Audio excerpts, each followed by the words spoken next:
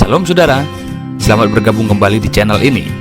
Sesaat lagi, ibadah akan kita mulai, dan kami informasikan beberapa hal untuk kita ketahui. Ibadah online GKS diadakan setiap minggu pada pukul 10 WIB melalui channel YouTube GKS Sunter.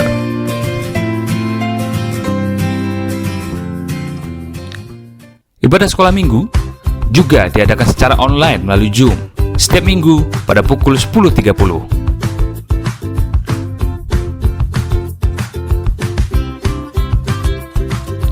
Kegiatan kelompok sel juga kita adakan pada hari Kamis kedua dan keempat, juga secara online. Bagi Bapak Ibu yang ingin menabur, persembahan dan juga persepuluhan, silakan transfer ke nomor rekening berikut ini.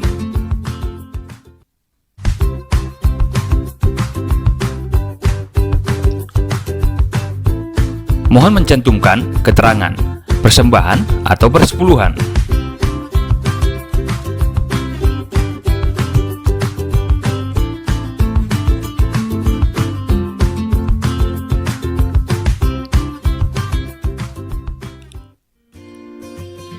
Untuk mengupdate informasi Anda, silakan follow YouTube, Instagram, dan Facebook Gereja Kemuliaan Sion.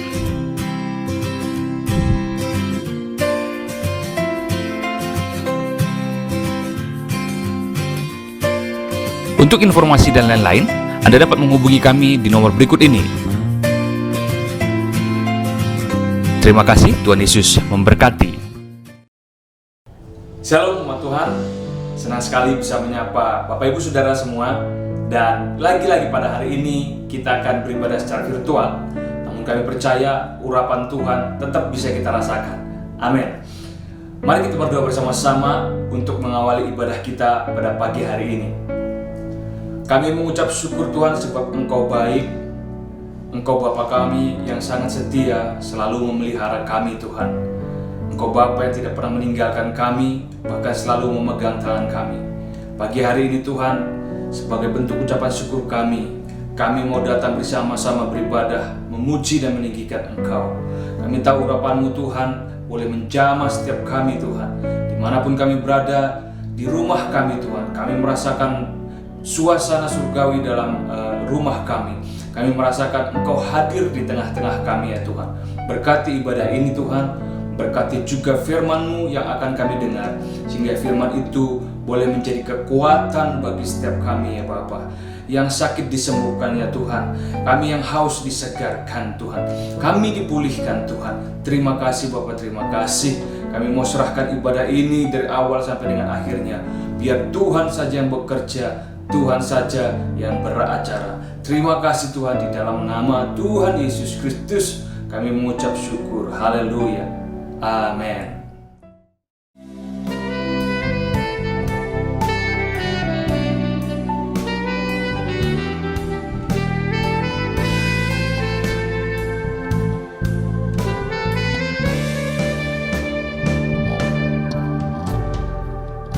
Datang ya Bapa dalam kerinduan,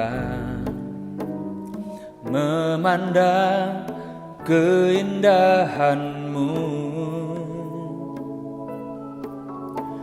Ku berikan segalanya, semuanya yang ada.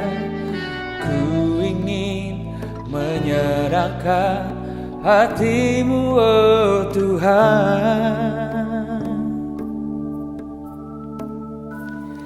Jadikan aku indah yang Kau pandang mulia,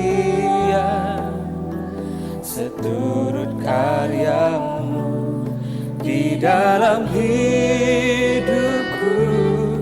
Ajakku berharap hanya kepada-Mu, taat dan setia kepada-Mu Tuhan.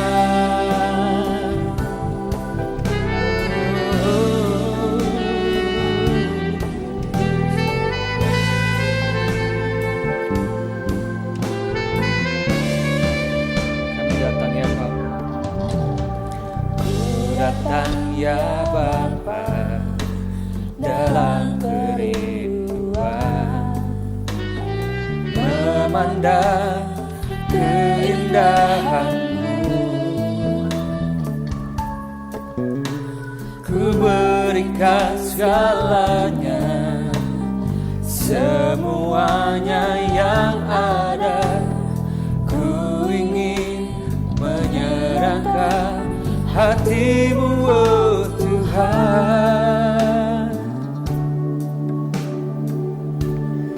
Jadikan aku indah yang Kau pandang mulia, seturut karya-Mu di dalam hidupku. Ajarku berharap hanya kepada-Mu,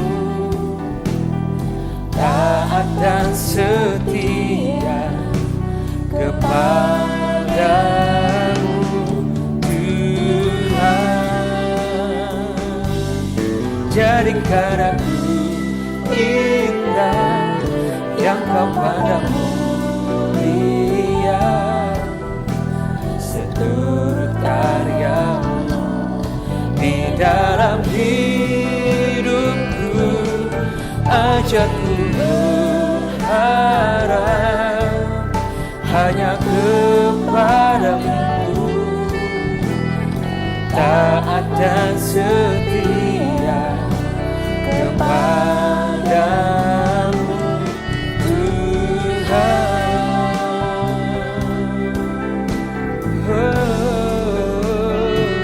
Taat padamu Bapa, Jesus, haleluya, haleluya.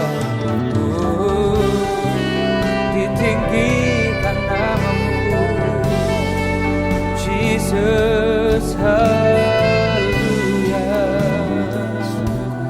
Segala pujian cukup bagi-Mu Bapa, indah yang Kau pandang mulia, seturut karya-Mu di dalam hidupku. Ajarku berharap hanya kepada-Mu, taat dan setia kepada-Mu, Tuhan. Taat dan setia kepada-Mu, Tuhan.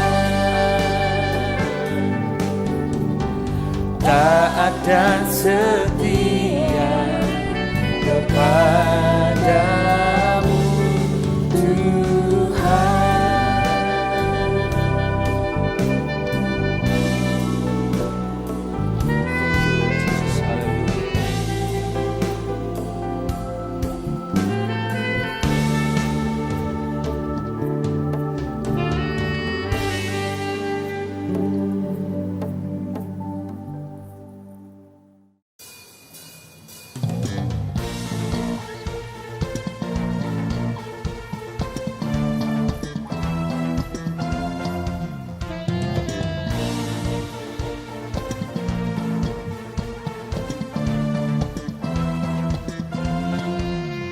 Dalam-Mu ku temukan sukacita,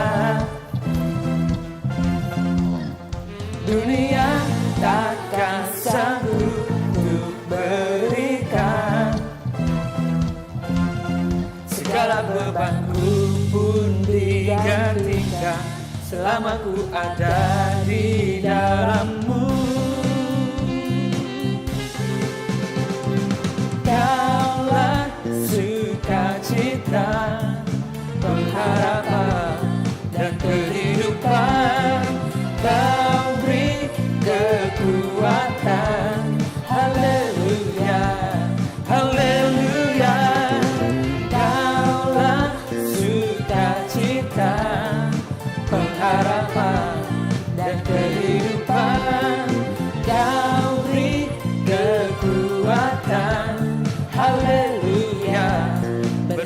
bersukacita selamanya. Haleluya. Kau ada mendampingi setiap langkahku, berikan kekuatan dengan Roh-Mu. Janji-Mu yang telah melukiskan ku punya rancangan yang indah. Kaulah sukacita, pengharapan dan kehidupan. Kau beri kekuatan. Haleluya, haleluya. Kaulah sukacita, pengharapan dan kehidupan. Kau beri kekuatan. Haleluya, bersukacita selamanya.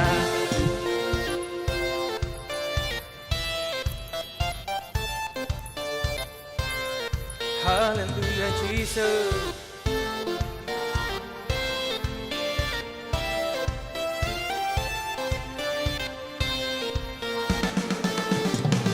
Oh, oh, oh, oh, oh. Oh, oh, oh, oh, oh, oh. Hallelujah. Oh, oh, oh, oh, oh. Oh, oh, oh, oh, oh, oh.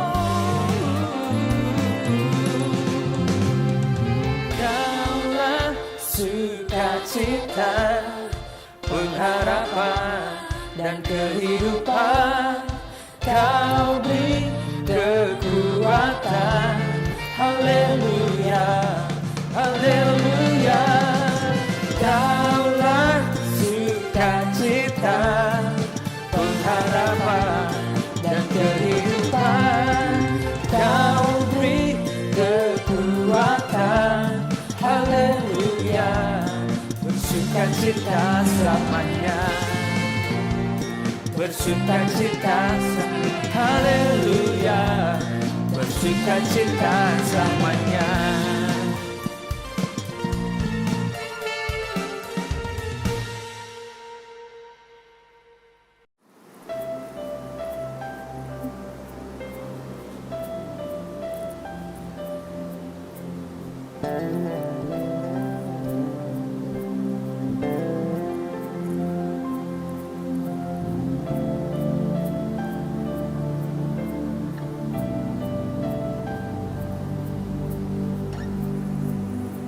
Betapa ku mencintai segala yang telah terjadi. Tak pernah sendiri jalani hidup ini, selalu menyertai. Betapa aku menyadari di dalam hidupku ini Kau selalu memberi rancangan terbaik oleh karena kasih.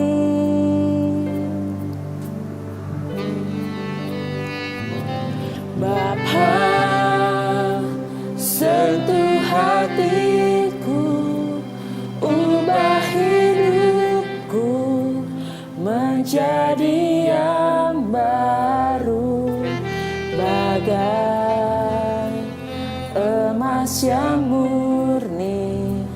Kau membentuk bejana hatiku. Bapa, ajarku mengerti sebuah kasih yang selalu memberi, bagai air mengalir yang tiada pernah berhenti.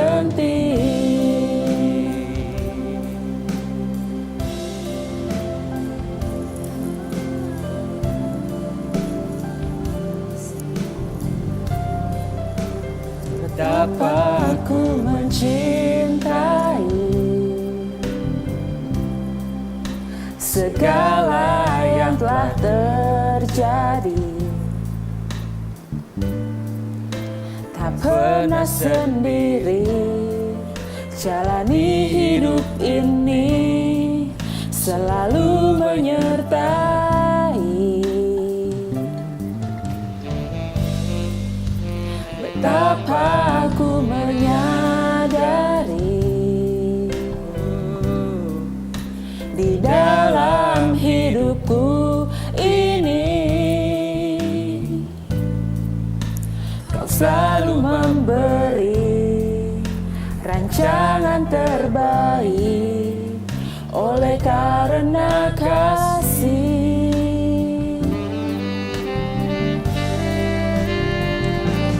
Bapa, sentuh hatiku, ubah hidupku menjadi yang baru, bagai emas yang murni. Kau membentuk bejana hatiku. Bapa, ajarku mengerti sebuah kasih yang selalu memberi, bagai air mengalir yang tiada pernah berhenti.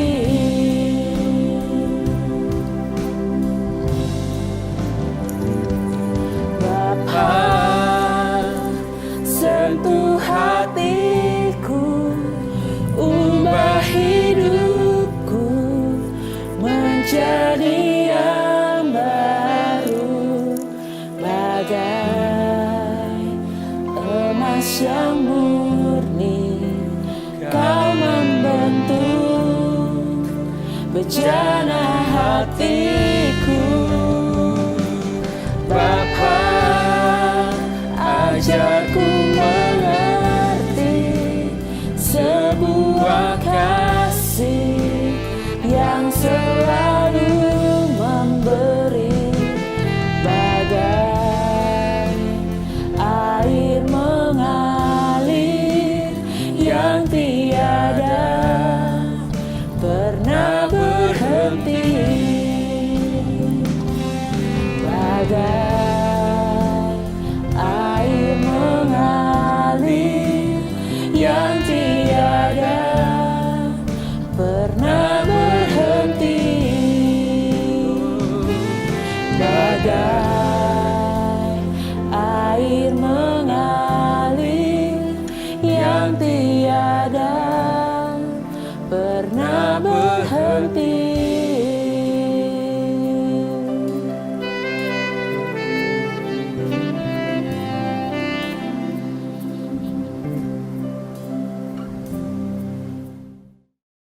Apa kabar saudara-saudara sekalian?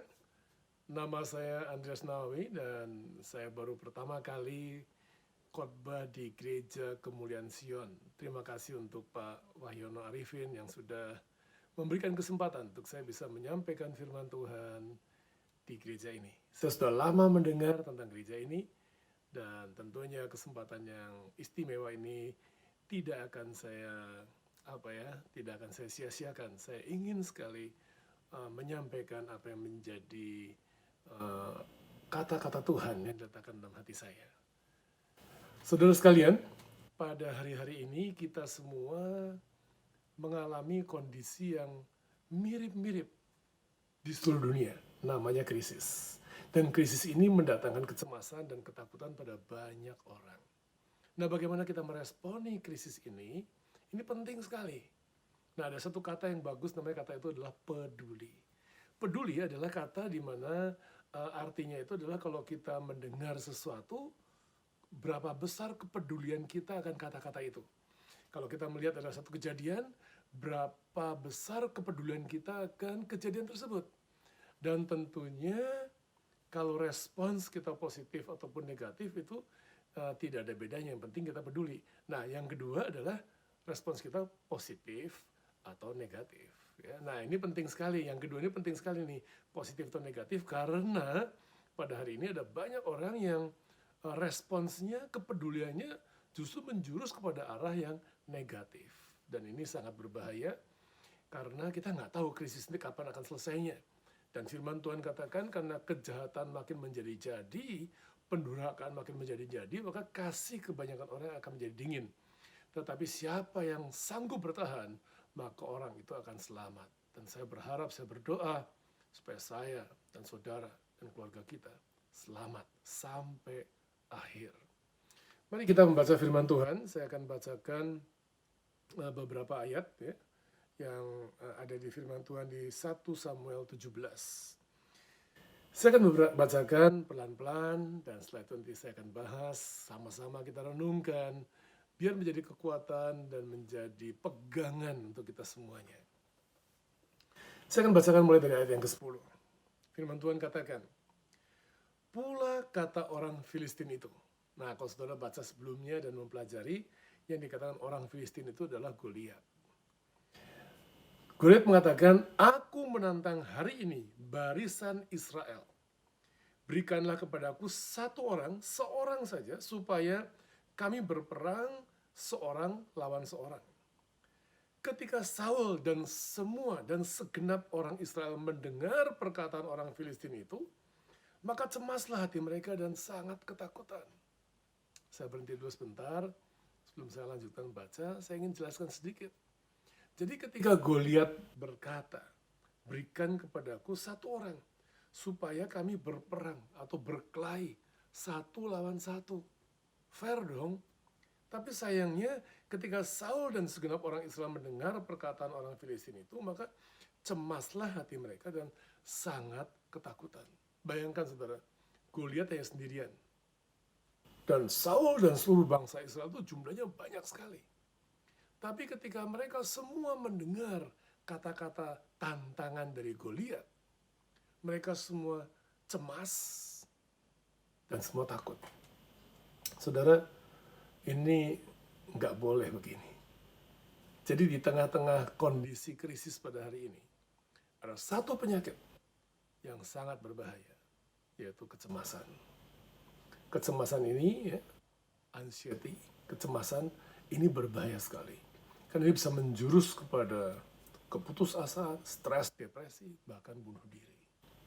Angka bunuh diri di seluruh dunia naik. Dan saudara, kita sebagai manusia bisa kena kecemasan. Tapi kita harus menang atas kecemasan ini. Nah, kita mau belajar lebih lanjut. Bagaimana caranya kita bisa menang atas kecemasan. Nah, mari kita lihat orang yang kedua. Yang juga peduli kepada kata-kata Goliat. Tapi kepeduliannya beda dengan Saul dan bangsa Israel. Firman Tuhan katakan di ayat ke-23. Sedang ia berbicara dengan mereka, tampillah maju pendekar itu, namanya Goliat, betul kan? Orang Filistin dari Gad, dari barisan orang Filistin, ia mengucapkan kata-kata yang tadi juga. Jadi rupanya dia nggak hanya ngomong sekali, tapi berkali-kali dia tantang, dan tidak ada satupun orang Israel yang berani keluar untuk menghadapi Goliat. Dan ketika itu, firman Tuhan katakan, ia mengucapkan kata-kata yang tadi juga, dan kali ini Daud mendengar. Nah saudara, selama ini Daud belum mendengar. Yang dengar hanya Saul dan seluruh tentara dan seluruh bangsa Israel. Tapi sekali ini Daud mendengar. Ketika Daud mendengar, firman Tuhan katakan di ayat ke-24, ketika itu semua orang Israel melihat orang itu, larilah mereka daripadanya dan sangat ketakutan. Rupanya kali ini walaupun Daud sudah datang ke medan perang, ketika Goliat mengatakan lagi, semua takut, semua cemas, semuanya lari. Dan yang menarik sekali, bagaimana respons Daud. Nah ini yang harus kita pelajari. Bagaimana respons Daud. Dikatakan di ayat ke-26, lalu berkatalah Daud kepada orang-orang yang berdiri di dekatnya. Jadi dia nggak teriak-teriak, ya, dia hanya orang-orang yang di dekatnya. Dia katakan, apakah yang akan dilakukan kepada orang yang mengalahkan orang Filistin itu dan yang menghindarkan cemooh dari Israel? Siapakah orang Filistin yang tak bersunat ini sampai ia berani mencemooh barisan daripada Allah yang hidup. Rupanya pada waktu itu Daud nggak terima, saudara. Dia nggak terima dan dia katakan, siapa nih orang Filistin yang kurang ajar? Orang Filistin yang tidak bersurat ini yang kurang ajar, yang berani-beraninya merendahkan. Berani-beraninya mencemoohkan barisan tentara Allah yang hidup. Saya heran sekali ya. Dari segitu banyak orang Yahudi, dari segitu banyak orang Israel, hanya satu yang tetap percaya kepada Tuhan di tengah-tengah krisis. Mari kita berdoa sebelum kita lanjutkan. Bapa, kami mengucap syukur untuk saat ini.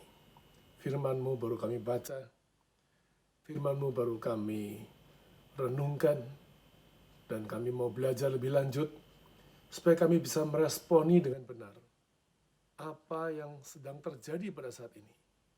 Kami tidak mau diliputi oleh kecemasan dan ketakutan. Karena kami percaya Tuhan Allah yang hidup tetap ada bersama dengan kami. Goliat itu bukan masalah. Justru Goliat itu adalah berkat. Bagi Daud, Goliat bukan masalah. Bagi Daud, Goliat adalah berkat. Ajarkan kami juga untuk melihat setiap krisis, setiap tantangan yang ada, bukan sebagai masalah, tapi sebagai berkat. Terima kasih Tuhan, dalam nama Yesus kami berdoa. Amin.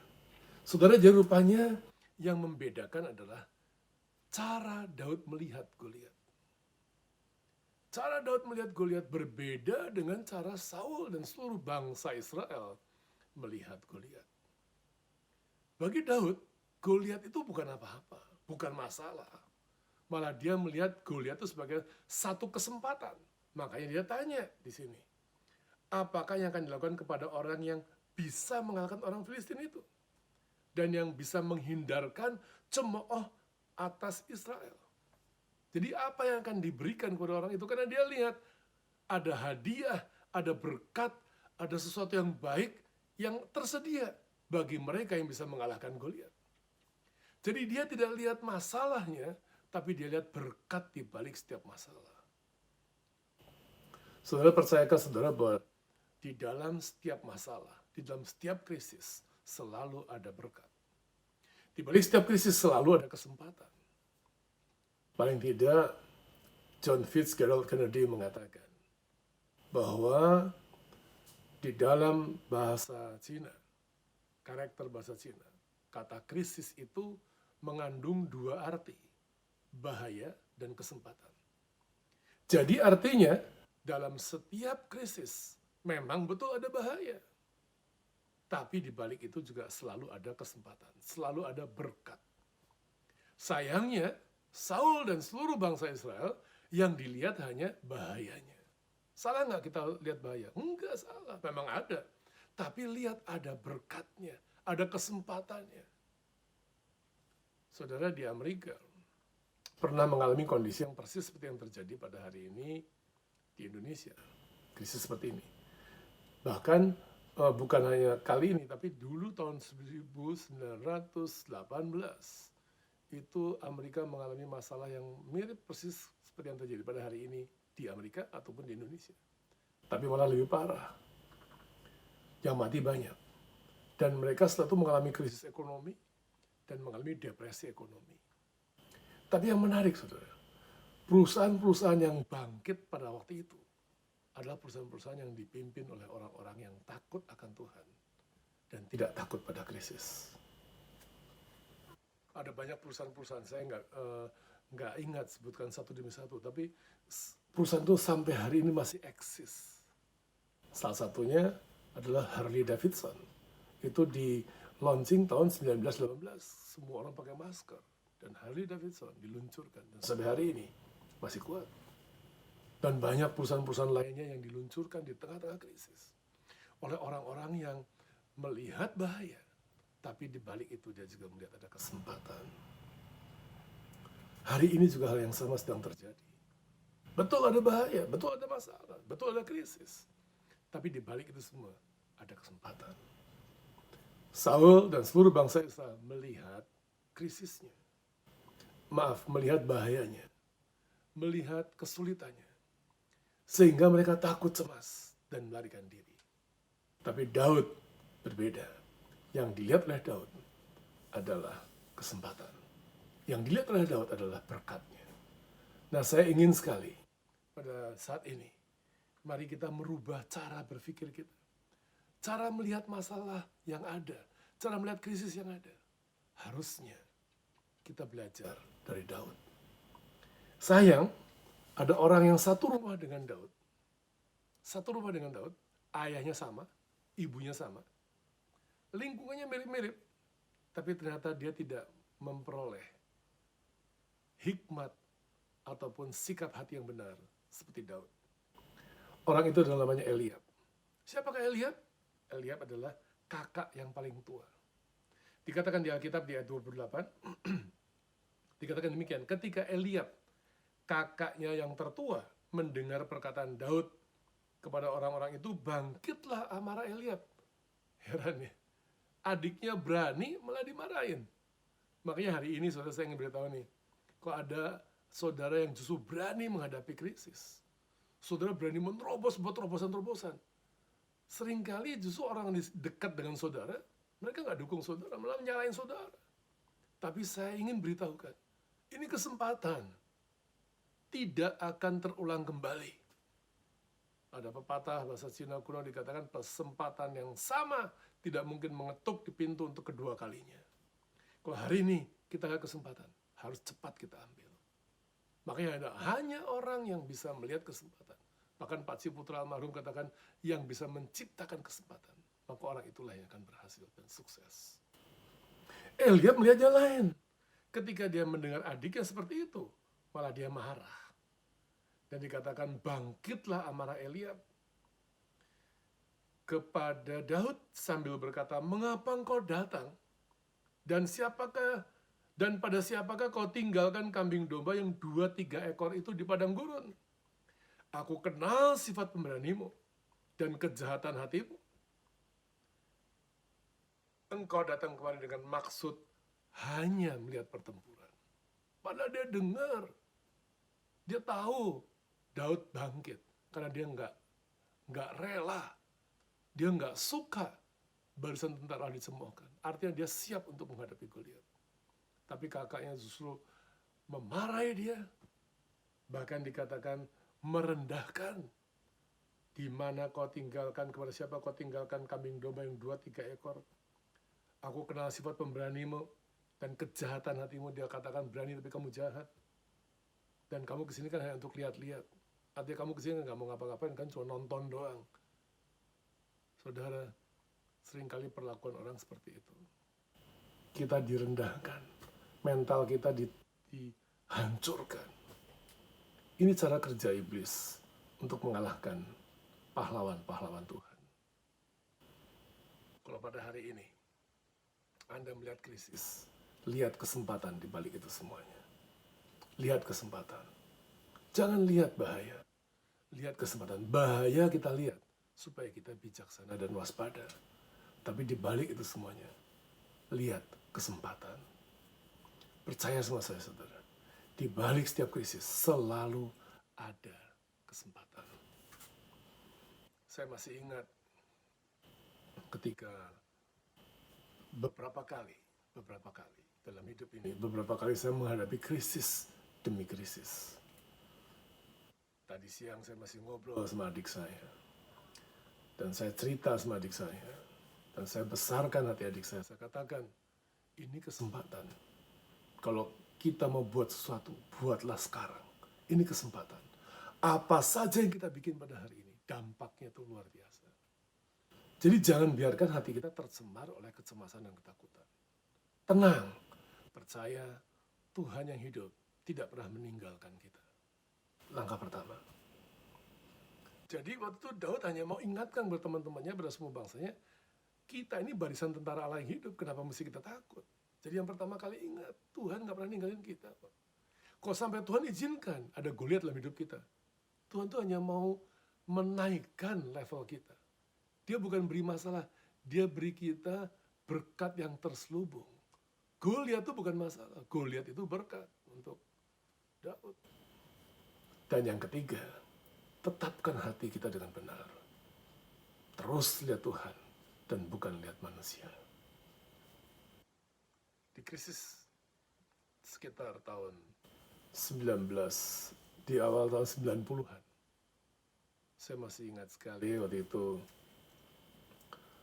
ada krisis, tidak sebesar hari ini, tapi untuk properti itu krisis yang cukup besar.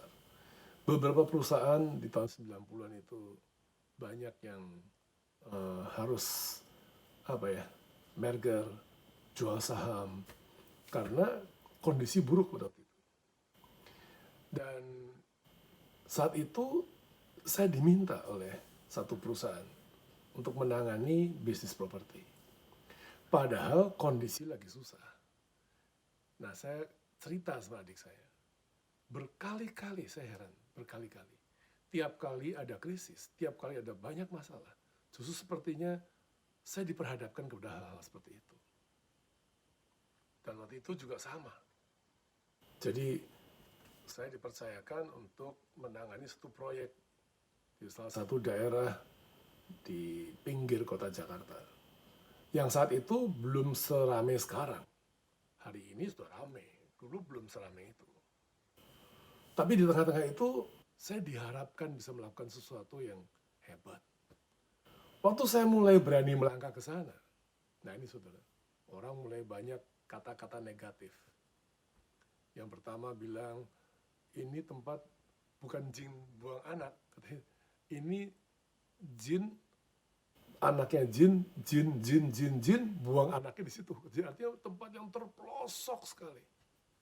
Jauh banget dari mana-mana. Saya udah mulai kecut. Ketika saya sampai ke sana, benar-benar saudara, jauh dari mana-mana. Sampai kalau pulang dari kantor malam-malam itu gelap, sepanjang jalan gelap. Masuk tol baru dapat lampu. Itu sepanjang jalan gelap dan tidak ada orang yang dagang. Tukang sate nggak ada, apa nggak ada, gelap sepanjang jalan. Hati saya kecut. Tapi waktu saya sadari, ini kesempatan. Saya mulai belajar percaya. Kalau ini saya tinggalkan, mungkin saya tidak akan pernah dapat kesempatan lagi yang kedua kalinya. Dan akhirnya dengan ilmu pas-pasan yang itu saya lakukan, saya tuh pengalaman saya pada itu hanya jualan panci. Saya nggak punya ilmu yang lainnya. Jadi satu-satunya ilmu yang saya miliki ya jualan panci lewat ibu-ibu rumah tangga. Saya demo panci, masak, ibu-ibu pada beli. Hanya itu yang saya punya, saya nggak punya yang lainnya. Dan waktu itu ketika saya ketemu dengan pimpinan saya, pemilik perusahaan, dia memberikan target yang menurut saya agak ketinggian. Karena properti yang harusnya dianggap nomor satu pada waktu itu, satu bulan hanya jual 75. Saya diminta jual itu 1.000 dalam waktu satu bulan. Padahal yang paling hebat pun hanya 75, itu di daerah Jakarta. Ini di daerah Bekasi, sana lagi, jauh lagi. Dan waktu itu saya bingung, saudara. Tapi saya belajar lihat. Jangan lihat bahayanya, lihat kesempatannya. Saya benar-benar doa, saya benar-benar minta sama Tuhan, supaya Tuhan buka jalan. Saya kumpulkan teman-teman dan saya mulai berdoa. Berkali-kali saudara, saya bukan mendengar kata-kata yang positif, malah kata-kata yang negatif. Mana mungkin ini bisa, mana mungkin ini bisa. Sampai satu kali ketika persiapan sudah mulai matang dan kita mulai mau jualan, saudara, saya kaget sekali, saudara. Saya kaget. Responsnya itu luar biasa sekali. Itu pertama kali saya mengalami mujizat dalam hidup saya. Bahwa Tuhan sanggup melakukan terobosan di tengah-tengah krisis. Saudara tahu, target saya 1.000. Satu bulan, saya bisa jual 1.124. Nggak ngerti caranya gimana. Orang berebutan datang. Saya nggak ngerti. Dan setelah kejadian itu, saya mulai percaya, saya mulai yakin bahwa selalu ada celah, selalu ada kesempatan. Kalau Tuhan izinkan terjadi sesuatu, pasti ada berkat di baliknya. Nggak mungkin hanya bahaya. Karena Tuhan mau kok, Tuhan tahu. Kenapa Tuhan pilih saudara untuk menghadapi ini semuanya? Karena dia tahu saudara mampu. Kenapa Tuhan pilih Daud? Karena Tuhan tahu Daud mampu. Sehingga dari jauh-jauh Daud dipanggil, datang ke medan perang. Walaupun tujuannya bukan untuk perang, tapi dia disiapkan Tuhan untuk melakukan perkara-perkara yang besar. Tapi yang saya suka, saudara, pada waktu itu saya belajar banget ini mengenai Daud. Yang saya suka, saudara, ini luar biasa sekali.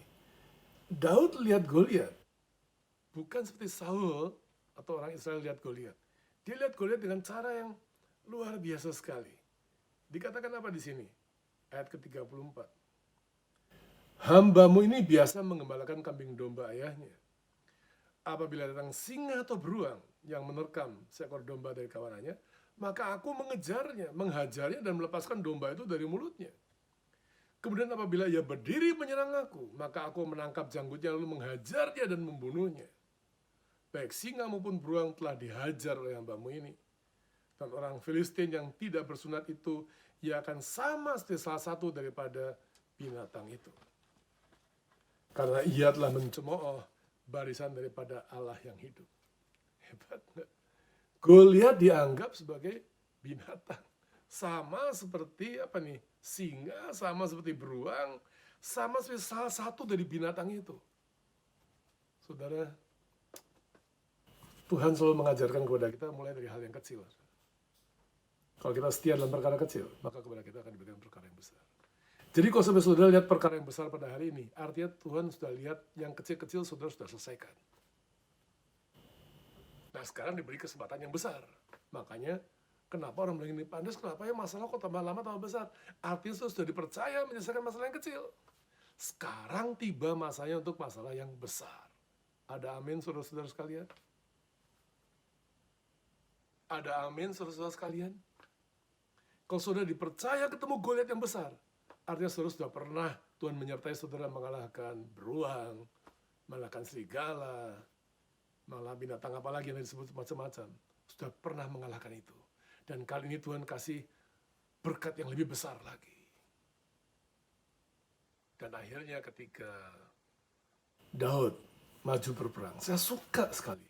Alkitab katakan, Daud mengalahkan Goliat tanpa menggunakan pedang. Hebat ya.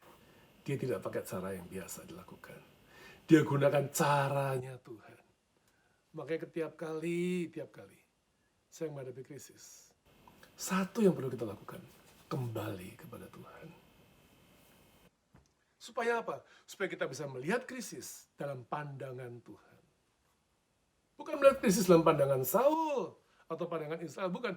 Melihat krisis dalam pandangan Tuhan. Karena dalam pandangan Tuhanlah yang paling benar. Jadi kalau pada hari ini Anda sedang menghadapi krisis, Anda sedang menghadapi kecemasan, berbaliklah kepada Tuhan. Seperti Daud. Daud masuk ke dalam hadirat Tuhan. Dan dia lihat Tuhan. Lihat Goliat dari pandangan Tuhan. Sehingga kepedulian dia, respons dia beda dengan Saul. Beda dengan Eliab. Dia nggak mau sekedar memberikan respons kepedulian. Tujuannya selalu benar. Dan yang kedua, belajar melihat dengan pandangan mata yang benar. Dia lihat, tadi yang ke satu, responsnya benar. Yang kedua, karena dia lihatnya benar. Bukan lihat sebagai masalah, tapi lihat sebagai kesempatan. Tapi yang ketiga, perdalam lagi. Kalau sampai Tuhan izinkan yang besar, artinya Tuhan sudah lihat yang kecil kita sudah pernah hadapi semuanya.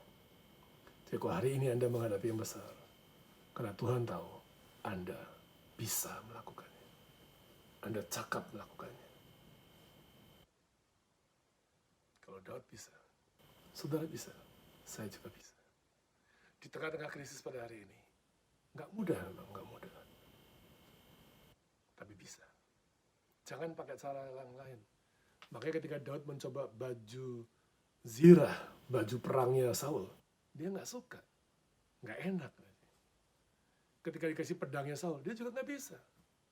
Dia hanya pakai baju biasa dan pakai ketepel yang biasa Tuhan ajarkan untuk digunakan oleh Daud. Mari kita kembali pada caranya Tuhan. Saya selalu suka dengan 3 hal yang penting.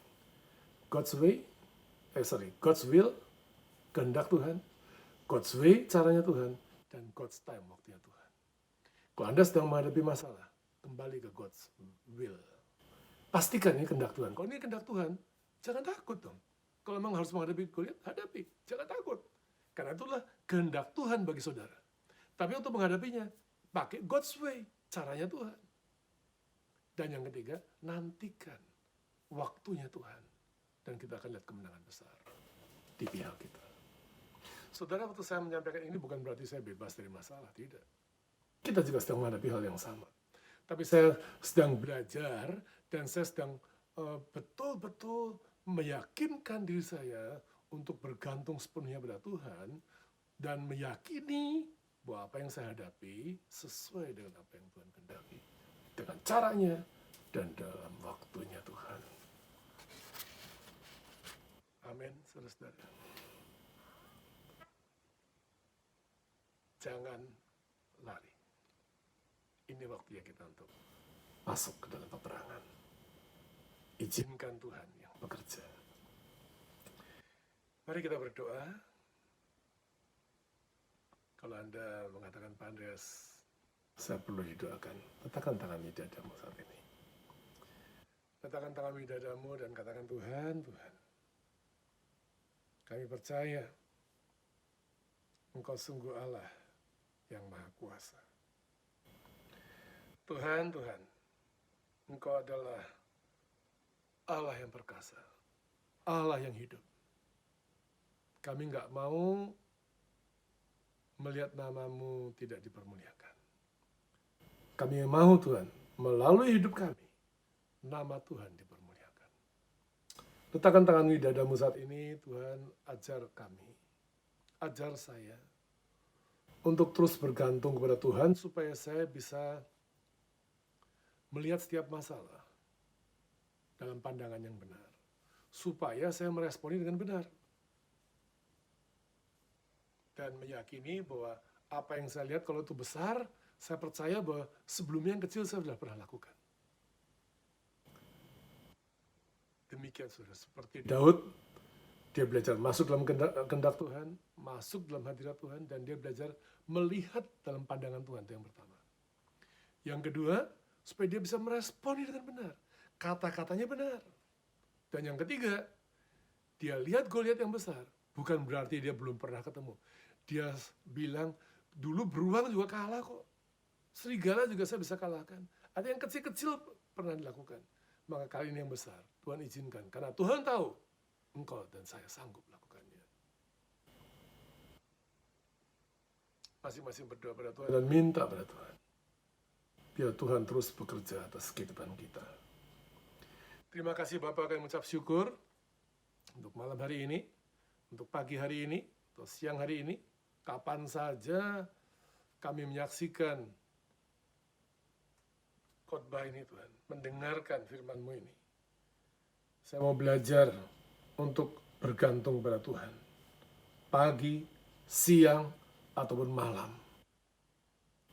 Dalam 24 jam, kami percaya Tuhan tidak pernah meninggalkan kami. Terima kasih Bapa, kami mengucap syukur, kami mau masuk dalam kehendak-Mu, God's will, dan menghadapi dengan cara-Mu, God's way, dan yang ketiga, menanti sampai tiba waktunya, sesuai dengan waktu-Mu, God's time. Terima kasih Bapa, kami mengucap syukur, dalam nama Tuhan Yesus Kristus. Amin. Saudara sekalian, demikian yang bisa saya sampaikan, dan saya mau doa berkat buat saudara semuanya. Angkat kedua tanganmu tinggi-tinggi, dan biar kiranya saat ini terimalah berkat Tuhan yang melimpah atas hidupmu. Firman Tuhan katakan, Tuhan memberkati engkau dan melindungi engkau. Ingat baik-baik, Tuhan memberkati dan melindungi kita. Daud meyakini banget kata itu. Tuhan memberkati dan melindungi aku. Dan firman Tuhan katakan, Tuhan menyinari engkau dengan wajahnya dan memberi engkau kasih karunia. Tuhan kasih karunia. Dan yang ketiga, Tuhan menghadapkan wajahnya kepadamu dan memberi kepadamu damai sejahtera. Kepadamu dan kepadaku damai sejahtera. Dari sekarang sampai selama-lamanya. Dan damai sejahtera itulah yang membuat kita mampu menghadapi semua tekanan musuh. Bersama Tuhan, kita lakukan perkara yang besar. Dalam nama Yesus, terimalah berkat yang melimpah ini. Dalam nama Bapa, Putra, dan Roh Kudus. Dalam nama Tuhan Yesus Kristus. Amin. Tuhan Yesus memberkati.